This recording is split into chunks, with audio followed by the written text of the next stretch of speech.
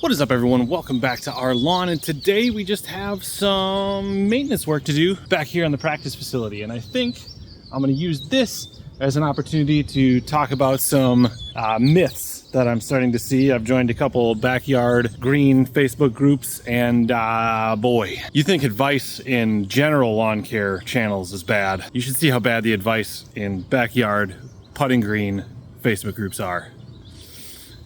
And so the first thing I have to do is every so often, and especially if it gets windy, all of these dying ash trees all drop all sorts of sticks, and reels and big lumber don't really get along too well. So also we're coming out of regulation, and I missed a couple mows, so I went like a week with a rebound, and so we had a bit of a harvest, so I gotta pick up some of these clippings as well. Let's talk about that. Kind of brings us to, okay, this whole area back here is shaded, and I thought that we can't grow bent grass in the shade at all, and some truth to that, but you are not maintaining a golf course that's having 150 rounds a day on it. You are maintaining a golf course that gets 0 rounds a day, and maybe 3 people walk on it for an hour. So yes, it's going to be more susceptible to disease because the dew is going to stay on it for longer. Yes, it's going to be more susceptible to just outright dying because it's not getting enough sunlight, but there are things we can do about that. Obviously, I continue to dedicate myself, expand upon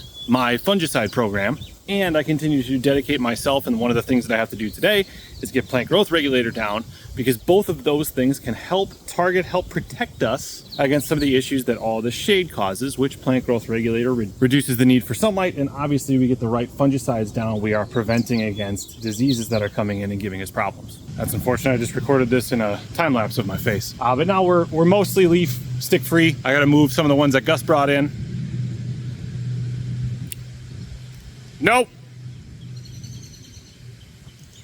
But we have all that picked up, and that took me about 25 minutes. So I'm gonna keep track of how much time I spend, because I'm doing quite a bit out here today. And it kind of addresses another myth, which is this is going to be this all-encompassing thing that takes up all your time and you're not gonna have any time to do anything else. I did a video exclusively dedicated to tracking how much time that I spend out here, so that you can kind of help know, what sort of time, what sort of effort is it gonna take for you. But the short form of that video, and I'll link it in the description, and there'll be a card. But the short form of that is, on average, I spend about an hour and a half to 2 hours in a week out here on 6,000 square feet. And I think if you only had just the putting green bit, it's about 30 to 45 minutes a week is about all you need in order to maintain something that is quite nice and quite usable. So another myth that it's going to be this all-encompassing thing.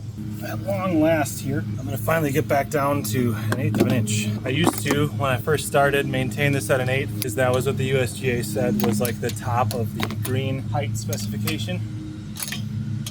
But I was new to this. I didn't do a good job of it. I didn't have established turf. It didn't work. And so then I ended up going through a bunch of renovations, and then I went to maintaining typically at 0.15, so just above. And that has served me perfectly well until this year, which is the first year that I'm having a fair bit of success in maintaining all of this. So I'm actually building up a pretty solid playing surface and stand of turf, or even after sand, it's still pretty slow, and it's all staying healthy, working well. So we're gonna go officially. I've walked slowly down. It's not like this is a huge jump for me. I was at 0.13, and now we're finally making it back to 1/8 of an inch. Oh boy. I'm not gonna bore you with this next part, but I gotta scrape grass off the leading edge of the reel. The last myth I'm going to speak to in this video is I just finished up. First of all, touch point on the time. We are now an hour and 15 minutes into today's activities. But the next myth is this idea that, oh, you don't want to start having a putting green because you're going to have to mow every day. And that's absurd.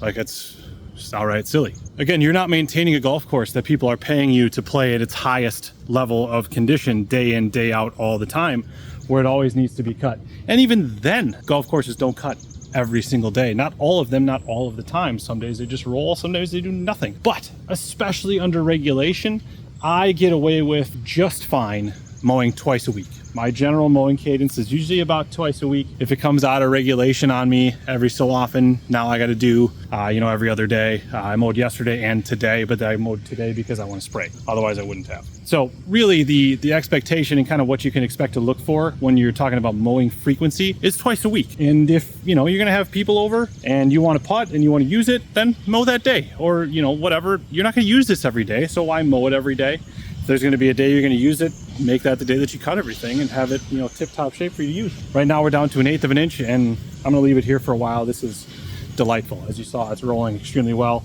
Probably could get a little sand top dress. We're probably due for that once we get probably next week once I get get a little further away from when I sprayed plant growth regulator. And so we're going to do that now. I think that's everything for this video in terms of the myths and kind of what we're doing here.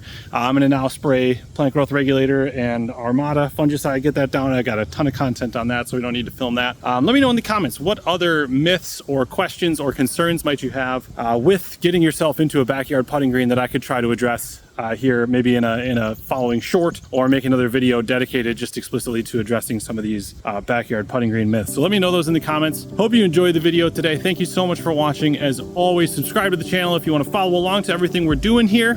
Thank you so much for watching. We'll see you next time.